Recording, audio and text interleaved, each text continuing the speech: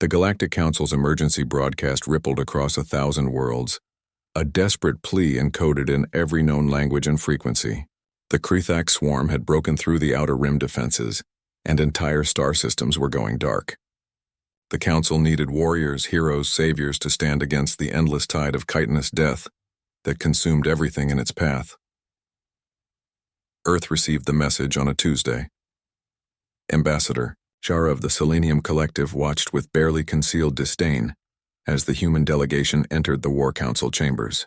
She had studied their species, relatively new to galactic society, technologically primitive by most standards, and worst of all, they came from a death world.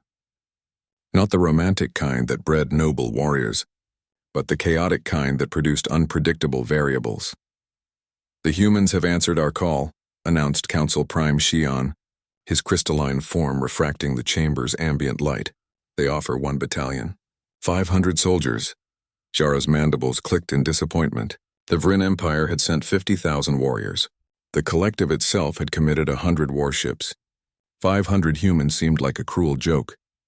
The human commander, a scarred woman named Colonel Sarah Chen, stepped forward. She wore simple tactical gear, nothing like the ceremonial armor other species paraded. Her eyes were cold, calculating, and they held something that made Jara uncomfortable, something that predators possessed. "We're ready to deploy immediately," Chen said, her voice flat and emotionless. "Your enthusiasm is noted," Jara replied, her translator smoothing the skepticism in her tone. "But perhaps your species misunderstands the scale of this threat.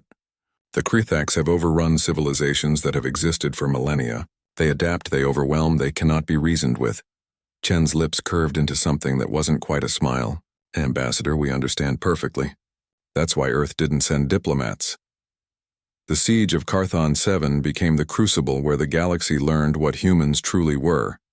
The Krethax had surrounded the colony world, cutting off all supply lines. 2 million civilians huddled in underground shelters while 12,000 collective soldiers held defensive positions that grew weaker by the hour.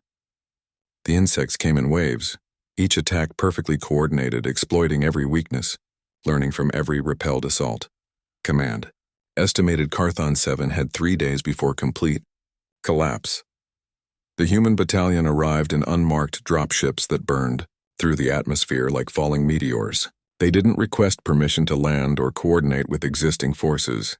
They simply came, deployed, and began moving toward the heaviest fighting.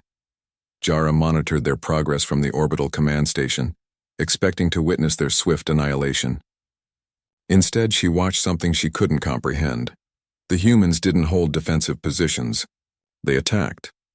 They moved through Krethax territory the way their ancestors once hunted on ancient Earth, in small packs using terrain and darkness and calculated aggression.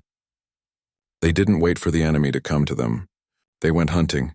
"This is madness," Jara whispered, watching the tactical display. "They're surrounded on all sides. They should be requesting extraction." "Ambassador," her tactical officer said quietly, "the humans aren't requesting extraction. They're laughing." The audio feed confirmed it. Between the staccato bursts of gunfire and the screech of dying Krethax, human voices crackled through the comms, joking, cursing, celebrating each kill like it was a game. Contact left. "Hammer, drop that thermobaric on the tunnel entrance." "Oh, you want to play? Let's play, you ugly bastards." "Chen, we got a heavy bioform coming through. Scratch that, Rodriguez just planted 50 kilos of C4 in its gullet." Tango down.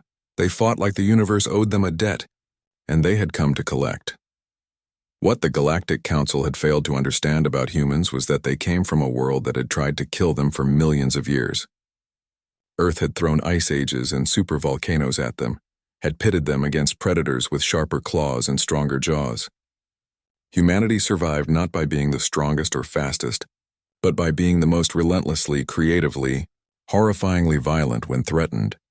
They were endurance predators who had once chased prey for days until it collapsed from exhaustion. They were pack hunters who coordinated attacks with a sophistication that rivaled AI systems. They were tool users who turned everything around them into weapons, and they were utterly, completely insane by galactic standards. On the 4th day, the Krethax began to retreat from Carthon 7. It was unprecedented. The swarm didn't retreat. They consumed or they died trying. But the humans had done something no other species had managed. They made the Krathax afraid.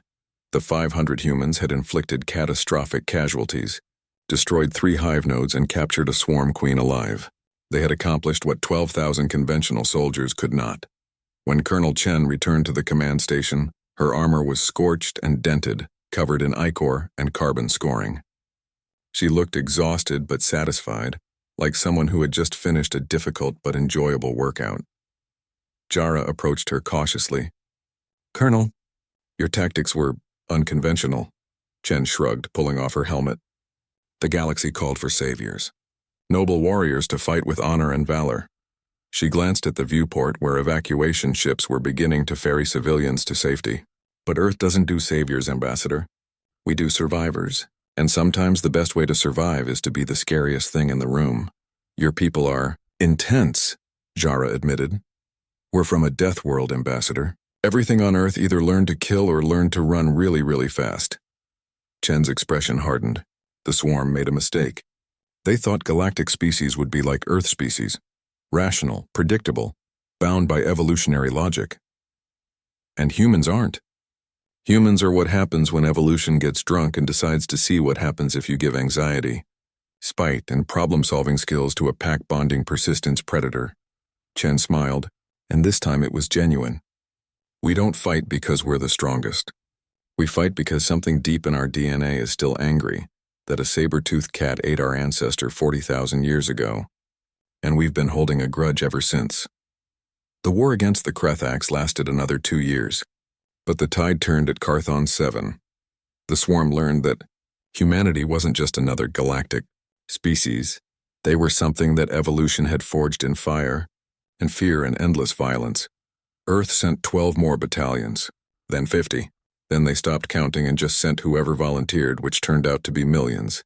The galaxy had called for saviors. Earth sent its beasts, and the beasts came home victorious.